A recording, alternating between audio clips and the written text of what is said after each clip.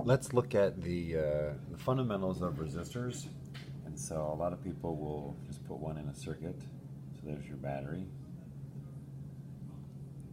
And there's your resistor. Okay, the resistor has a resistance R, and it would be in ohms. So it might be like, I don't know, a 500 ohm resistor. Okay, and then you could put in a battery, and we could make the battery a certain voltage. We can make it 10 volts, and that battery is going to produce a current through that resistor according to Ohm's law.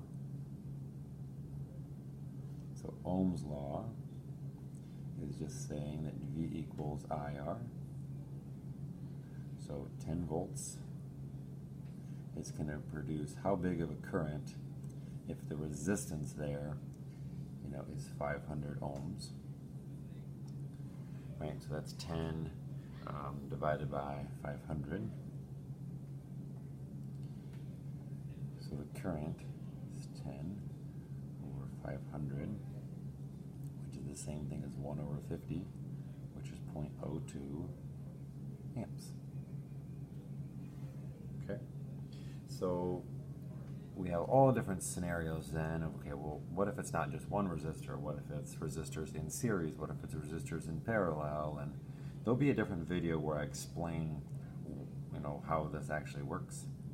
But for now, let's just assume that if we have two resistors in series, that the total resistance of the system then is really just R1 plus R2. So they add when they're in series. In series is when one must follow the other. Okay? Well, what happens if they're in parallel? Well, if they're in parallel, then it might look something like this. So this would be considered a parallel. R1 is in parallel with R2. Well, here, the effective resistance of that system is 1 over R1 plus 1 over R2. So take the two resistances and they add in this inverse way of 1 over the total resistance is 1 over R1 plus 1 over R2. And if you think about what happens in this mathematically is that the total resistance here is always bigger than the biggest resistance. So if this is 50 ohms and this is 100 ohms, the resistance is 150 ohms, right? The resistance is bigger than the biggest one, right? Adding in series, and this is parallel. Adding resistors in series always increases the resistance. Adding things in parallel actually decreases the resistance. The bigger the resistance of this system is actually smaller than the smallest one. Continuing to add things in parallel makes it easier for the battery to produce a current. And again, lower resistance, bigger current based on the same battery, right? As the resistance goes down, current's gonna go up. And so adding things in parallel makes the total resistance goes down. It draws more current from the battery, which just produces more current, okay? So that's how they add in series and in parallel. You can have a system, and again, we'll do a bunch more problems where there's examples where you could have something like this. And there you go. And so what you'd have to find is you'd have to find the resistance of this particular branch. So that resistance, we'll call that R3, will equal R1 plus R2. Okay? So this is like resistor 1 and this resistor 2. Then the resistance of that system is adding them because those two are in series. But this, let's call that resistor 4. Then how will those two add? Well, then the total resistance is going to be 1 over R3. Oops, sorry. 1 over R is 1 over R3 plus 1 over R4. So it's using both of these ideas together. These two resistors are in series and they just add, but then those two form some effective resistor and it is in parallel with this guy, and then their inverses kind of add. So you have to think about what all happens here, but those are in series and those two are and then in parallel with that guy. And then you could do another one that's kind of the opposite. You could do something like this.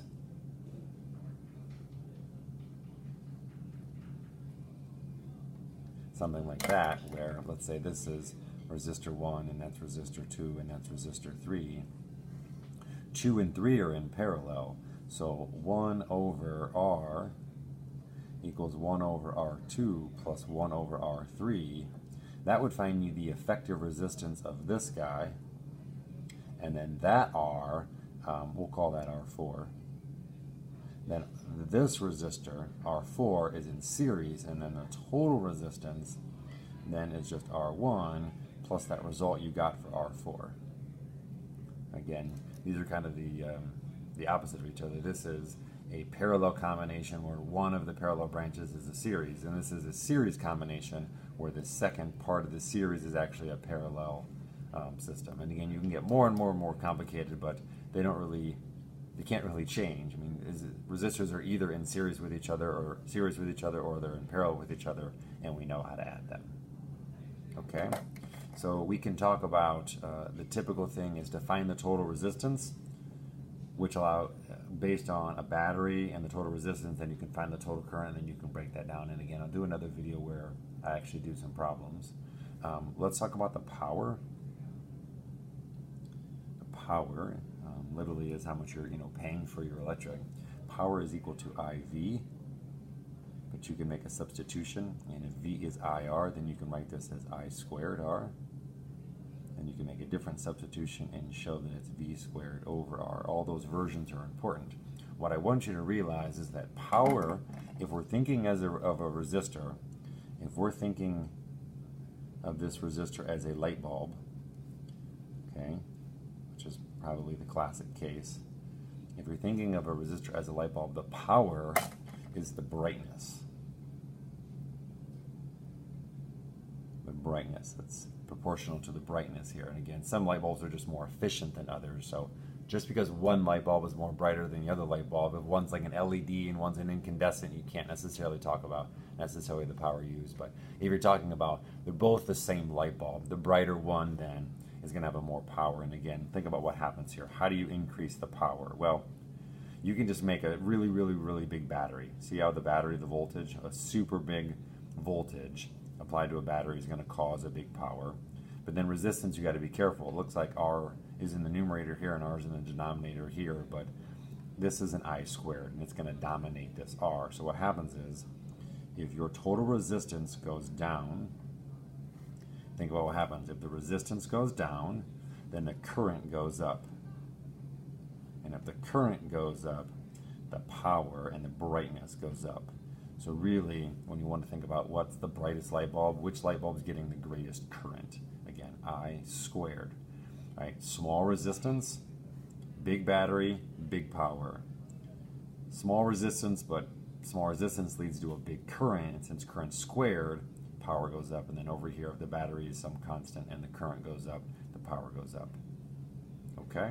And so this is kind of a general idea that power relates to brightness. Power is really dependent on the current that each one gets. Okay, so let's think about one more case here.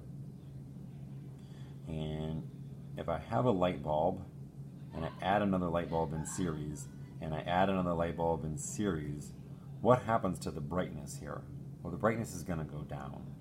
Okay, this is some voltage, and this is some resistor, and I'm adding another resistor, and I'm adding another resistor, and if you keep adding resistors in series, well, I'm going to increase the total resistance, right? They add in series, so I'm increasing the total resistance here.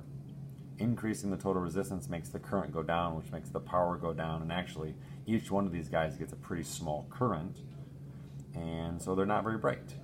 However, if you keep adding things in parallel, what happens to the total resistance?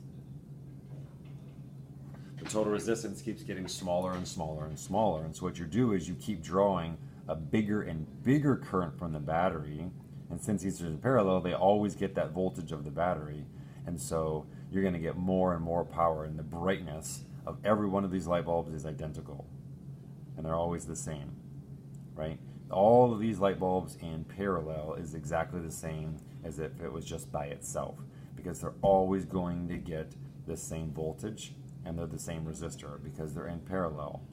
And again, this is why, one of the reasons your house is wired this way and not this way. Another reason is is what if you don't want that light bulb? What if you want to turn that, right? This is your microwave, this is your light, this is your stove or whatever, and you want to turn that one off. Well, turning that one off doesn't disrupt the flow of the circuit here. What if you wanted to turn this one off and you turn the switch? Well, then the current couldn't flow through these guys, right? Messing with one of these in series messes with the whole branch. No current can flow, so you turning that off turns both of those off. You turning that one off doesn't do anything to those. It doesn't do anything to the current, it doesn't do anything to the power, it doesn't do anything to anything. They still get the exact same voltage, they're still the same resistance, and so they still get the same current. They each get the current they want, and the total current is just adding up all of those currents. And so again, this is how your house is wired. Nothing is wired in series, at least nothing important is wired in series for a variety of reasons, one of which you'd have to have everything on for any of them to be on, and the fact that all of them are going to get a really small current and their voltages are all going to be proportional to their resistances. We're here, every one of these light bulbs get the exact same voltage because they get the voltage of the battery because they're in parallel. Okay, it's kind of some fundamentals, and I just want to do one last thing for resistors.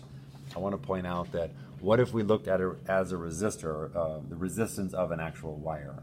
So let's say we have this wire and it's got some sort of thickness here, and we're sending some current through it. Now certainly if our wire is really short and we're looking at a big light bulb, then we can kind of just neglect the wires, but it turns out that the wires themselves do have a resistance, and again the resistance is the resistance to the flow of current, right?